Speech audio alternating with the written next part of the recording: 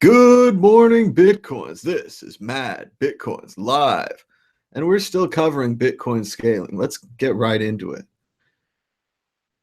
Go into the screen share. We've got a great article this morning by Jimmy Song, Bitcoin developer and entrepreneur. Why Bitcoin will get scaling without Segwit or large blocks. A very interesting article from Jimmy, and based upon the suggestions of Jihan and Jameson Lopp from last night's show, we went ahead and invited Jimmy on the show and confirmed him for Friday night.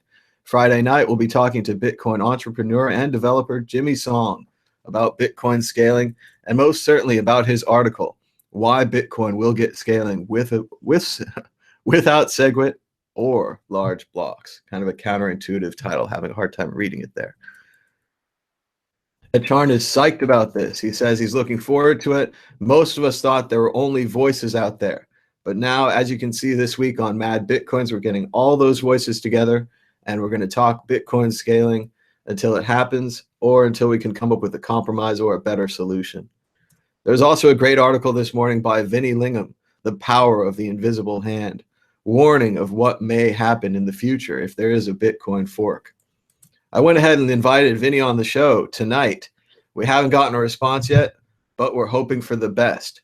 We had a great comment from Brett. Brett said, "I love your interviews, Mad Bitcoins. Keep it up. I hope you get Vinny on." Me too.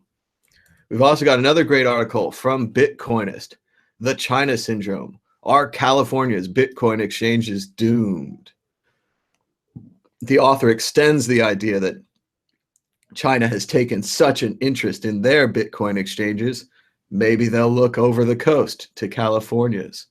Maybe Coinbase and Kraken aren't in the great position that they think they are. Very interesting article. We've also got a comment from Dominique. Dominique says that she has a translator for me. So now we're reaching out to Jihan Wu, leader of Bitmain and Antminer. We have a translator. We'd be delighted to talk about Bitcoin scaling with you anytime. Please write back. Thank you so much. Last night, I talked to Jameson Lopp and Rhett Creighton. I'm destroying names today. Jameson Lopp and Rhett Creighton about Bitcoin scaling. They're both developers, and we did a different exercise than I think you've seen on any of the other scaling shows. We tried to come to agreement. It wasn't a debate. It was a debate about agreement.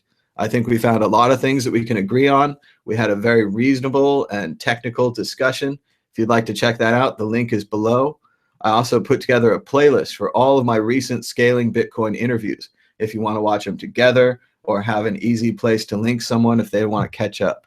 I really think this is good stuff we've been doing this week, and I'm excited to join you in the process of trying to both understand scaling Bitcoin and prevent dangerous hard forks, etc., if we can, or at the very least, understand them. We just want to know what's going on. We want to talk about this.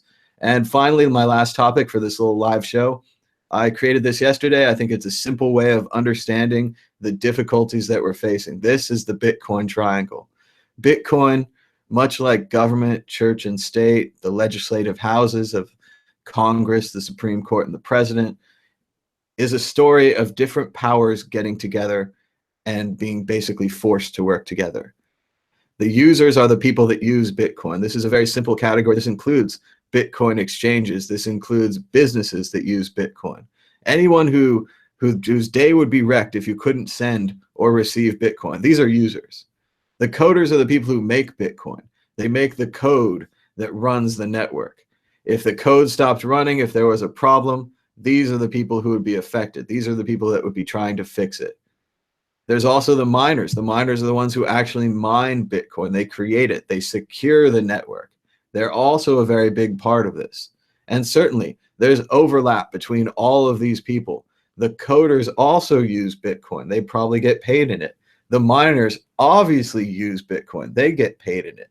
The miners run the code of the coders. The miners need the users to buy the Bitcoin from them, and so on and so forth.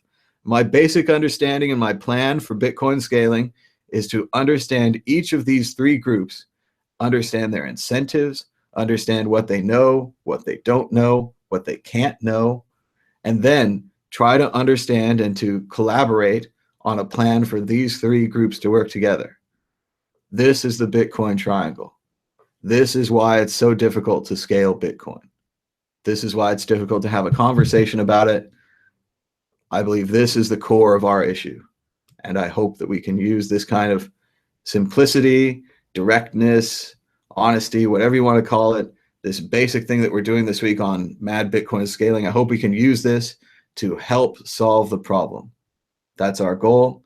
And I appreciate you guys joining with me in chat, on Reddit, in the comments, adding your perspective, sending me questions, giving comments on the previous interviews.